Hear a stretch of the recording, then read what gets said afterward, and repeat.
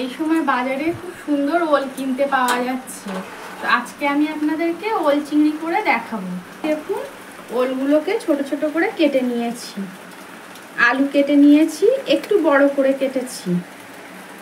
আর মশলার জন্য এখানে রেখেছি রসুন, কাঁচা লঙ্কা, আদা, টমেটো, আর ফোড়নে দেওয়া হবে পেঁয়াজ কুচি। চিংড়ি মাছগুলোকে কেটে ধুয়ে পরিষ্কার করে নিয়েছি। রান্নাটা আমি আপনাদেরকে এক এক করে করতে থাকছি এবং দেখাতে থাকছি, দেখতে থাকুন। কেটে রাখা ওল আর আলুগুলোকে ভালোভাবে ভাপিয়ে নেব, ঢেকে কিছুক্ষণ হতে দেব। এদিকে আমি মশলাটাও রেডি করে নেব।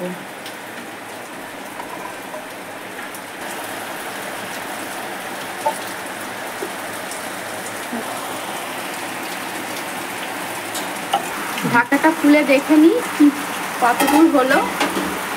বাইরে দেখুন বন্ধুরা, কি প্রচন্ড বৃষ্টি হচ্ছে।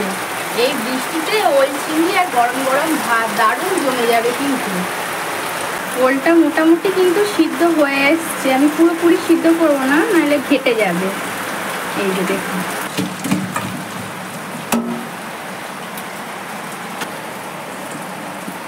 তেল গরম হয়ে গেছে। আলু আর ওলটাকে আলাদা আলাদা করে ভেজে নেব। প্রথমে আমি আলুগুলোকে ভেজে নিচ্ছি। আলুটা ভাজার সময় আমি অল্প একটু লবণ, সামান্য একটু হলুদ গুঁড়ো দিয়ে দিচ্ছি। এতে কালারটা খুব সুন্দর আসবে। এভাবে বেশ কালার আসা পর্যন্ত ভেজে নেব। ওলগুলোকে ভেজে নেব। ওলটাও সুন্দর ভাজা হয়ে গেছে দেখুন বন্ধুরা। এটাকেও আমি এবার তুলে নিচ্ছি।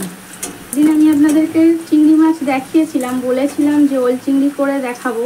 তো সেই রেসিপিটা আপনাদেরকে কিন্তু করে দেখাচ্ছি। রান্নাটা কিন্তু পুরোটাই দেখবেন, আশা করছি ভালো লাগবে। কিছুটা পরিমাণে লবণ, হলুদ গুঁড়ো দিয়ে সুন্দর করে চিংড়ি মাছটাকে আমি ভেজে নেব। খুব সুন্দর চিংড়ি মাছ ভাজা কমপ্লিট। তুলে নিলাম। গোটা জিরে ফোড়নে দিলাম। কুচিয়ে রাখা পেঁয়াজগুলো তেলের মধ্যে দিয়ে দিচ্ছি। পেঁয়াজটা ভাজা ভাজা করা পর্যন্ত কিন্তু একভাবে খুন্তি নাড়তে হবে, নাহলে কিন্তু পুড়ে যাবে পেঁয়াজটা। পেঁয়াজ ভাজা হয়ে গেছে। বাটা মশলাটা এবার আমি দিয়ে দিচ্ছি। বাকি গুঁড়ো মশলাগুলো দেবো, তো তার আগে আমি স্বাদ মতো লবণ দিয়ে দিচ্ছি। বেশ কিছুটা হলুদ গুঁড়ো দিলাম, জিরে গুঁড়ো, ধনে গুঁড়ো, পরিমাণের একটু চিনি দিচ্ছি। এটাকে আমি ভালোভাবে কষাবো। আর এদিকে মশলা ধোয়া জলটা ছিল সেটা দিচ্ছি। তেল ছেড়ে আসা পর্যন্ত কিন্তু কষাতে হবে। দেখুন বন্ধুরা, কষানো মশলা থেকে কিন্তু তেলটা ভেসে উঠেছে। থেকে সব ভেজে রাখা চিংড়ি মাছ, ওল, আলু যেটা আছে সেটা দিয়ে দিচ্ছি। কষানো হয়ে গেছে। এবার আমি জল অ্যাড করব। কিছুক্ষণ ঢেকে রাখবো এবং গ্যাসের জোরটাও আস্তে রাখবো। ঢাকনাটা খুলে দেখে নিই কি অবস্থা হয়েছে। এই দেখুন বন্ধুরা, ঝোলটা কি সুন্দর ফুটে গেছে, তেলও ভেসে উঠেছে, কিন্তু রান্না মোটামুটি হয়ে এসেছে। এবার এই পর্যায়ে আমি একটু লবণটা চেক করে নেব। ওলটা দেখুন কি সুন্দর গলে গেছে। আলুটাও দেখি, হ্যাঁ আলুটাও খুব সুন্দর গলে গেছে। নামানোর আগে আমি একটু শাহি গরম মশলা অ্যাড করছি।